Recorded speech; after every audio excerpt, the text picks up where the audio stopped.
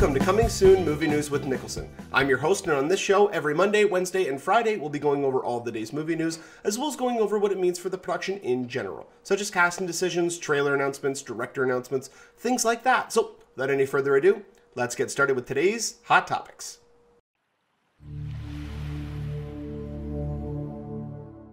Late last week, Disney CEO Bob Iger took to a shareholders call to announce not only the title for the upcoming Star Wars standalone film, but also the official release date for Star Wars Episode 8. Now, there's not really a lot that we were able to get out of this, okay? So, the Star Wars spin-off is going to be titled Star Wars Rogue One, and it's going to be directed by Gareth Evans. I wish it was directed by Gareth Evans. Gareth Edwards, the director of Godzilla and Monsters. And it's also going to be written by Chris Weitz. Now, that's based on a previous draft by Gary Whitta, although in the press release, his name was nowhere found at all. They also did confirm that Felicity Jones is the first official cast member to join this first spin-off movie, which still has its release date of December 16th, 2016. Now, breaking everything down, there's been a lot of other podcasts that have done this, so this is just kind of an amalgamation of all that, plus what I think it might possibly be. So, Rogue One, there's a lot of ideas that it could be. The idea that this is now still about the bounty hunter movie being combined with the Rebels and stuff like that, it could be a possibility. I, however, don't believe that that has to do with the first Death Star.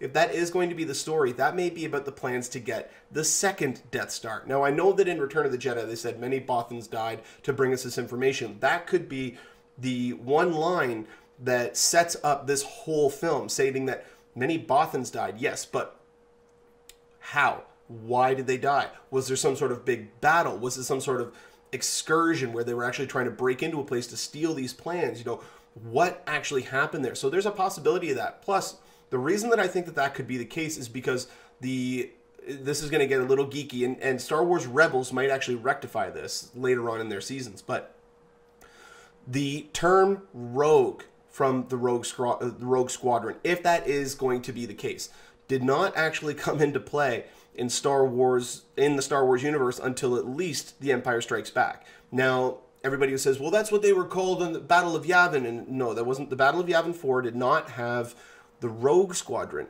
It had the Red Squadron. So you had, like, Luke Skywalker, Red 5 standing by, Red Leader standing by. So they were the Red Squadron. They weren't the Rogue Squadron. Rogues came out after the Battle of Yavin. So if that's the case, the Battle of Yavin was all about the destruction of the first Death Star. Therefore, this could still play into an account with the second Death Star. Although how likely that is, I don't know. I think that the plan for them to do this bounty hunter movie is not quite the same as it was. Also, in that original leaked idea that came out, or the spoiler of what it could be and the story details that it talked about, in there, it did state that the protagonist for the spin-off film would be introduced in Star Wars The Force Awakens. So, A, does that mean that it could be about Poe Dameron's character, who's played by Oscar Isaac? Could it be that Felicity Jones, this is actually confirming now that she is not the lead character? I mean, there's a lot of speculation that we could play into it. One theory that I had, although I don't think that this is the case anymore, but let me know what you guys think about it, is Rogue One, because instead of it being Rogue Leader, which is, they're usually kind of dealt with the same kind of vernacular, if they're tying into the fact that the Rogue title came into play after the Battle of Yavin, could Rogue One be the Han Solo spinoff film? Because if you think about it, the Millennium Falcon, outside of Luke Skywalker coming in and destroying the Death Star, but you had Han Solo come in with the Millennium Falcon to destroy the two TIE fighters and, you know, move out of the way Darth Vader. He attacked Darth Vader, and Darth Vader kind of went off flying into the middle of nowhere. So could that be pertaining to the fact that now, after that movie, in, you know, the underbellies of the Star Wars universe, the Millennium Falcon is known as Rogue One. It's the first ship outside of the X-Wings and the Y-Wings and the B-Wings and the A-Wings to actually be considered part of the Rogue Squadron. I mean, there's a lot of different possibilities, because we've been hearing about a Han Solo movie for a while. They even did state that the Millennium Falcon, in that leaked rundown of what this movie would be that came out months and months and months ago, stated that the Millennium Falcon would be included in the film, but Han Solo would not appear. Now, that could have been a rundown of another spin-off film that's coming out later on. We still have no idea. We're so much in the dark on this. It's more just conjecture and speculation. But I think that this means, well, I actually don't even have any concrete information really to give. This is all just speculation. We don't know anything yet. Rogue One, what could that mean? There's rumors out there on Latino Review. They had a great article. Could this be, you know, the beginnings of Slave One? And it's actually right now, it was known as Slave One. Now it's known as Rogue One, or vice versa. I mean, there could be a lot of different, I don't think that one's very likely, but there are a lot of possibilities with that. I mean, you know, I still believe that it's going to be either linked to either Oscar Isaac's character or a relative of his, and maybe he is, you know, a third generation rogue leader or rogue pilot. Because the one thing about the rogues, outside of the Rebel Alliance, the rogues are the absolute best of the pilots that the Rebel Alliance has. So these guys are the best of the best of the best. If Poe Dameron, who is Oscar Isaac's character in Force Awakens, if he has some sort of connection to this movie, then that would at least give credence to that original report stating that, well, the protagonist for this film, for the spinoff, will be introduced in The Force Awakens. Maybe it's Max von Sydow's character. You know, we still have no idea who they're playing yet. We're not going to get any more information about that for at least another month. I'm assuming we're going to get some more information at Star Wars Celebration, which happens next month. But yeah, I mean, let me know what you guys think that this means. I mean, Rogue One, what could it be? It definitely sounds like this is going to be a movie in Gareth Edwards' wheelhouse. Because Gareth Edwards, you know, you look at Godzilla, it's very character-driven, dealing with massive, massive set sequences. Although the problem is that if this is called Star Wars Rogue One, we might not actually see any rogues until the final act of the movie if we're playing into Godzilla, because the guy never even really showed up.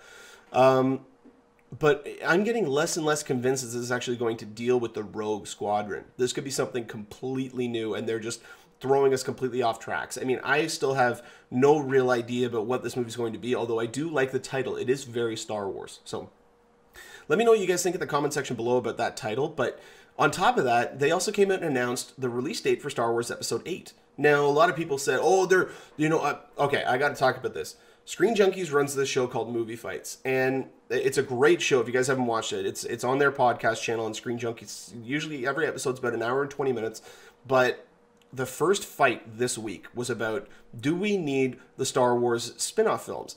And nobody out there gave the right answer, because they were all saying, well, the one guy said, the co-host of DC All Access said, along the lines of, no, Star Wars is the three movies combined. I'm paraphrasing, by the way. He said it's the episodes. You know, each episode combines itself to one giant space opera, and that's not what Star Wars is nothing outside of that, essentially. And to me, he said that's all we need. We don't want to get these spin-off movies because we're going to get, you know, the meme knot movie. And to me, no, that makes absolutely no sense. That's then saying that all you want to see are Avengers movies, and you don't want to see an Iron Man film and a Thor film and a Captain America film and a Hulk film. You only want to see the Avengers because the other movies don't count. They're going to screw it up. They're going to spread it out way too thin. And that makes absolutely no sense. Star Wars is a universe. It is a universe, all right?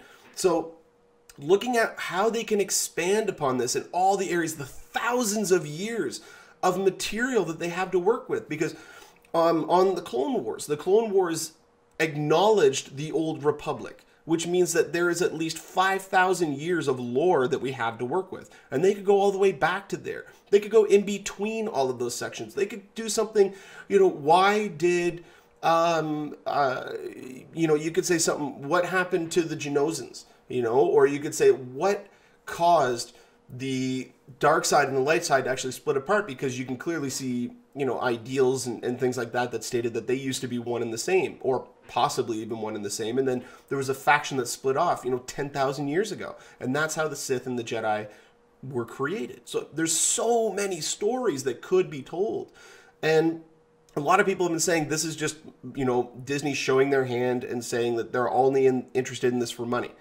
Well, of course they're interested in this for money. It's a business. It is the Hollywood business. This is show business. The whole purpose of this is to make money.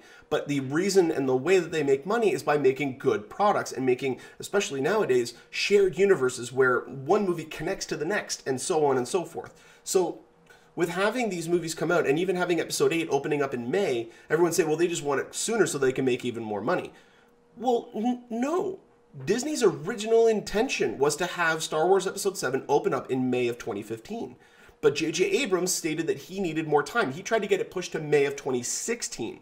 But they had told the shareholders when they announced it that we would have a Star Wars film in theaters by 2015. They needed it to be in 2015. So they gave him the last available time slot that they could, which was December 18th. Now, Disney obviously took advantage of this extra time to really get a foothold on the spin-off genre that they were going to be starting. So they gave Star Wars Rogue One the release date of December of 2016. Now that they're that far out, they can reel everything back in and get all of the following films to launch in May. Now, we don't know that that is their intention. It is very likely, because looking at Star Wars Episode 8, it might only be for this movie because of this fact. Star Wars Episode 8 will be opening up on May 26th, 2017, which is 40 years plus a day from the release of the original Star Wars movie in theaters back in 1977.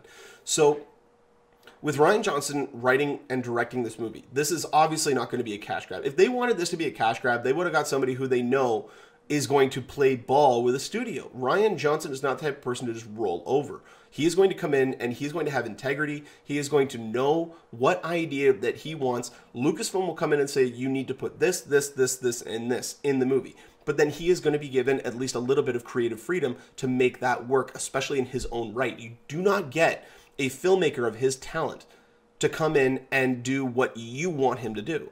No, you give him the outline, you give him the structure, and you say, you need to hit these points.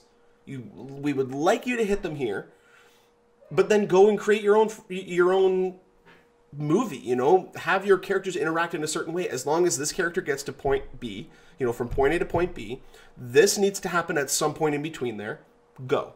And you can write whatever you want. You can include whatever characters you want, as long as it doesn't interfere with the continuity of the franchise. And they may even come in and say, Josh Trank's spin-off film in 2018 is going to include this character. This movie is going to be set around the same time in between 7 and 8. So we would like you to introduce this character, and we would like it to be an impactful sequence. And so then he'll come in and say, okay, well, what about this? Does this work? And they'll say, yeah, that really works. You know, go ahead, take it away. So to me, it doesn't make sense that they would get somebody like that just to come in to get a movie out on a specific date for a cash grab. No, this is because he has proven that he is a talent, that he knows science fiction, and he most likely is a huge fan of Star Wars. I mean, just looking at his filmography, you can tell that he knows what he's talking about when it comes to science fiction. So this to me is a really great idea, bringing it back to May, which is when Star Wars has always been known to release, but getting the first two films a little bit of extra time for development. That's the only reason why they're doing this. Now, could we see the second spin-off film return to a December 2018 release date? It could happen. I don't see it happening. I don't think that Disney will go 1 year in between films and then 5.5 months in between films and then a year and a half in between films. I don't see them doing it. I think from now, we're going to see the May release date, unless we'll get 1 year where we'll get 2 Star Wars films, which is very likely to happen depending on the reception of these films. I mean, if people love them, if their quality is amazing, Disney and Lucasfilm could start to up their production schedule and release 2 films. Maybe release, 2 or 3 spin-off films every 2 years, while also, interspersing them with an episodic film. There's a lot of possibilities with this, but that is where I feel that they came from with that. I mean, I don't know how you guys feel. Let me know in the comment section if you agree with that. If you have any other differentiating opinion, I'd love to hear it. But yeah, like that's where I see it coming from. We know that Star Wars Rogue One is going to be opening up on December 16th, 2016. Star Wars Episode 8, which still remains subtitleless, will be opening up on May 26th, 2017. So we've got a while before any concrete information about these films is going to be coming out. And I have a feeling a lot of it is going to come right from the mouth of Disney.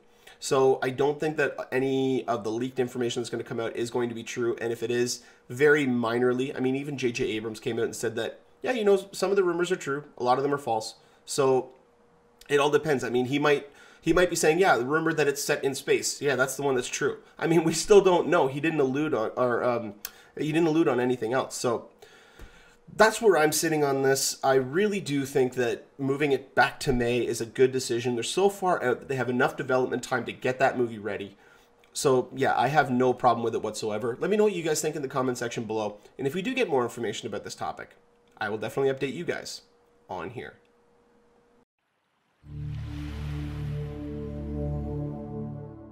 Jamie Foxx has been attached to a Mike Tyson biopic for a while now, and even last year Mike Tyson spoke out about the project, saying something along the lines of, with performance capture technology, he'll be able to embody the proper movements and physicality of that character. So that's actually a really interesting perspective to have on a boxing film, to utilize motion capture technology to really get the nature of the character down, and the movements and the body style and the mannerisms and all that. I think that's actually a really cool way about doing something like this. And even with the rumor of who might be directing it turns out to be true, it falls in line with his prior desires to really just create what he needs to do in post-production. I mean, just watch the behind the scenes of Wolf of Wall Street. But producer Martin Scorsese, who has been attached to this film for a while now as a producer, Jamie Foxx may have just let slip that he's actually directing this film. Now, in an interview, Foxx said something along the lines, I don't have the exact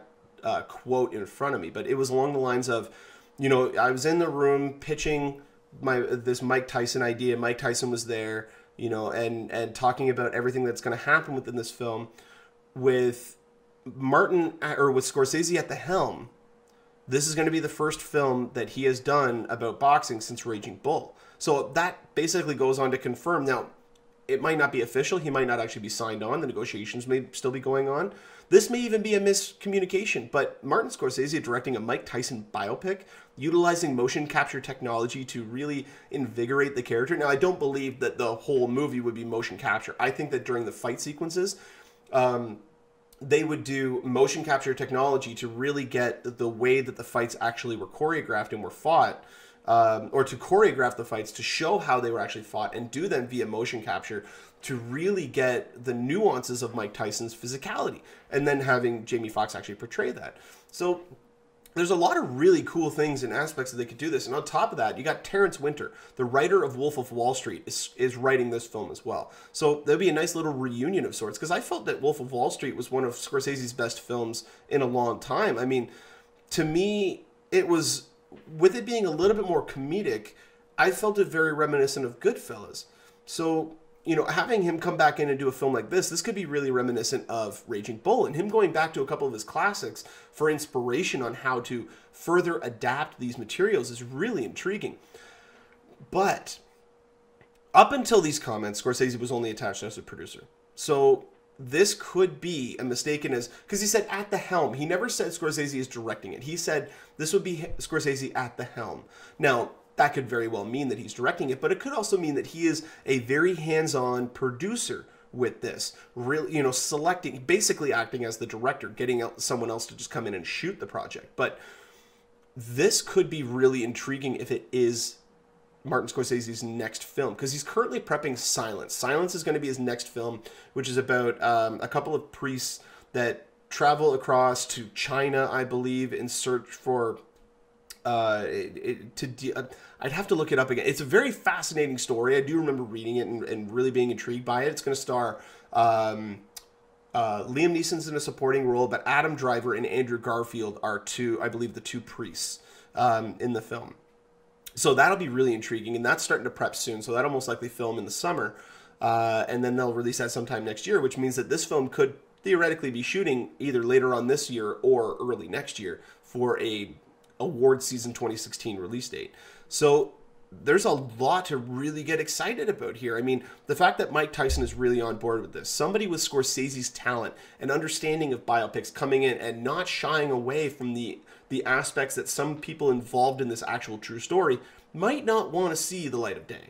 So having these aspects come out, those are the biopics that I really like. The ones where you see these people who you thought were idols and icons and almost like gods in some people's opinions. Like, this is somebody that these people worship and idolize. And then you see how they actually were in their real life. You know, I mean, it to me could be potentially great. And this is ripe material for Martin Scorsese. A great biopic about a troubled individual also dealing with boxing. I mean, you just go watch Raging Bull and you know that this guy understands boxing. He knows how to shoot it. He knows the character intricacies that have to come into play when you're dealing with a boxer. And right now, we're getting a lot of boxing movies coming out. We got, this year alone, I think there's 5. I know Miles Teller has one coming out. There's Southpaw with Jake Gyllenhaal coming out. And then there's also Creed, the spin-off of the Rocky franchise, coming out this year. So, and I believe there's 1 or 2 more that might be coming out in the next year or 2. So we're in a little resurgence of boxing films right now, which is really, really good. But yeah, I mean, Jamie Foxx starring as Mike Tyson, I think that's a great casting decision. As much as I'm hit and miss with Jamie Foxx, he is a great actor, and especially looking at a biopic is a really great way for him to kind of get back into people's minds, because especially after Amazing Spider-Man 2, his version of Electro, that was almost painful to watch. But yeah, there's no release date or shooting schedule or anything like that for this film as of yet. This is still in the very early stages. It's not even confirmed that Martin Scorsese will direct. But if he does, that would be absolutely incredible. So if we are to hear that Martin Scorsese's next film is going to be the TYSON Biopic, expect to see that movie in theaters by next year. So I would say, yeah, by probably November of next year would be when we would see it at the latest. Unless this movie gets delayed a little bit more, which I still don't know. It might. We still have no idea. But as it stands right now, this is a great team. I am really looking forward to it. And I'm really looking forward to Silence as well, which that's hopefully going to come out, I believe, early next year is when it's supposed to come out in 2016. Probably like March or April. But it all depends on what the shooting schedule is. So we're going to get more information about this film. And when we do, I will definitely update you guys on here.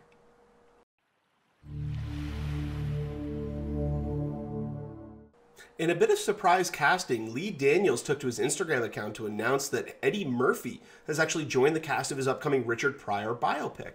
Now, this is another hard-hitting biopic that I'm really interested in seeing, because it's another troubled individual, somebody who people, again, idolized and looked up to, and especially his comedic genius and his timing. But he had a very troubled personal life. I mean, it's said right now that Eddie Murphy will play Pryor's abusive father, who's known as Leroy Pryor, or Buck Carter Pryor. He was a boxer. He was a World War II vet, but he was also an alcoholic. He, along with, I believe it was his mother, who was Richard Pryor's grandmother. I'm not sure if it was Leroy's father or if it was his wife's mother. Or sorry, Leroy's mother or his wife's mother. Who will also be a very central part of this film, both of which were apparently very abusive. Excuse me. Leroy was not only an alcoholic, but he was very, very violent with Richard. He would beat him. You know, I mean, even his grandmother would get involved with it. They would beat him down, not only with physicality, but with words as well. And as it stands right now, I believe Oprah Winfrey is set to play the abusive grandmother, which is great casting. I mean, anybody who's seen Selma or The Butler knows that Oprah Winfrey, and even you go back as far as The Color Purple, Oprah Winfrey is a very talented actress, and she can definitely portray this. And this is very much against type. Everybody knows, except for James Gray, but everybody knows Oprah is like the sweetest person on the planet. I mean, she just comes across as that, but she's also somebody not to be messed with. So I really think that we're going to see that side of her in this movie.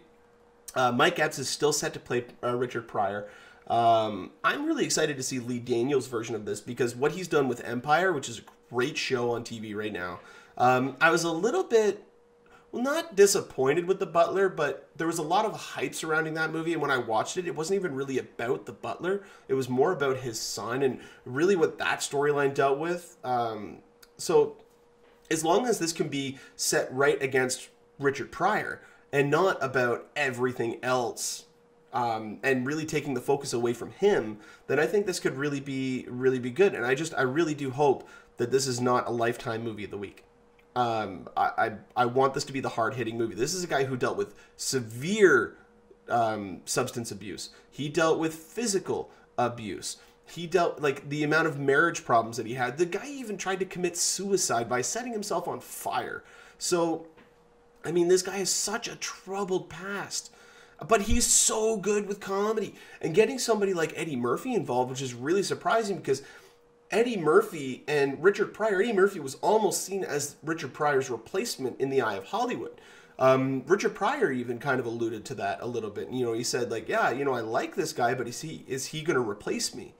And so there was a little bit of animosity there. He was even set to play Richard Pryor once, but his ex-wife, Jennifer Lee Pryor, said no, she doesn't want him because of their animosity together. And that's one of the problems up until now that we haven't seen a Richard Pryor biopic, was because of the family, especially Jennifer Lee Pryor. So, who is Richard's fourth wife, his final wife, I should say. But, yeah, I really just hope that this is a very introspective look into this guy's life, because this is very fascinating material, really seeing what goes on in the personal lives of these people. I mean, just recently we lost Robin Williams because of stuff like this. Like somebody who, on the surface, very funny individual, you know, great laughs, great charisma, always on the screen every time he was on there, but very troubled individual at the same time. And showing us all of that, really letting people know that, yeah, all these people out there who appear as though they're happy and have everything in the world, they are still just as troubled as we are, if not more. Because that's what I find that Hollywood kind of shies away from.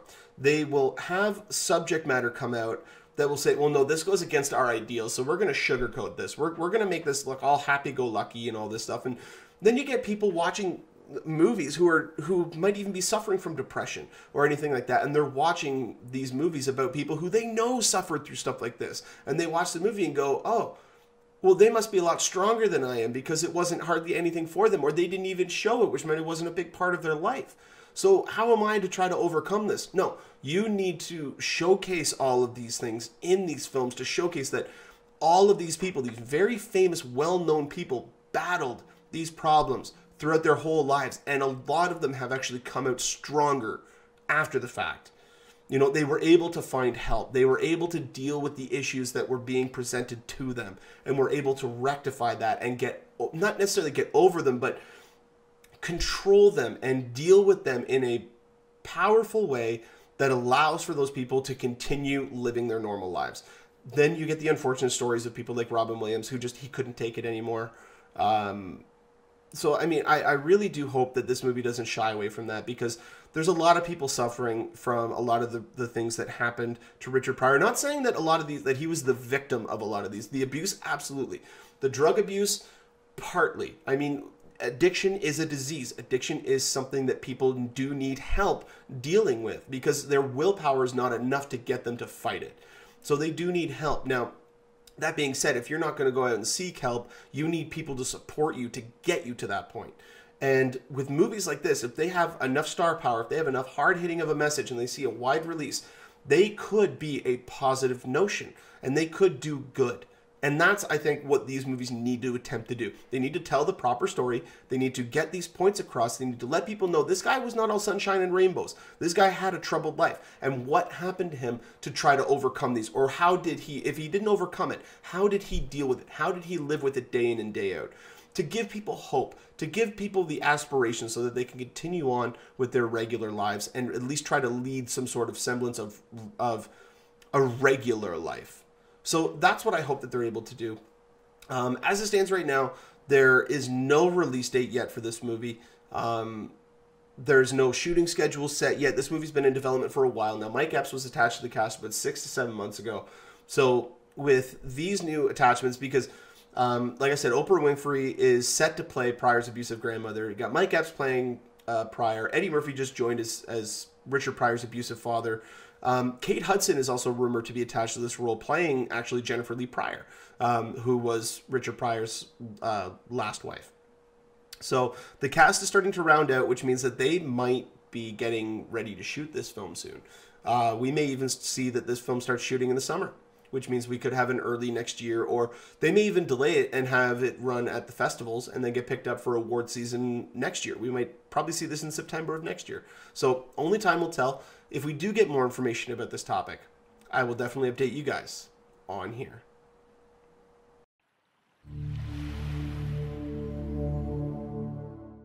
Well, that'll about do it for us here on Coming Soon Movie News with Niklsun. Thank you so much for watching. You guys have been a great audience. Go ahead and click that subscribe button there in the bottom corner. You can get updates whenever we post a new video. You can also follow me on Twitter at Niklsun, Niklsun, for all of your movie updates.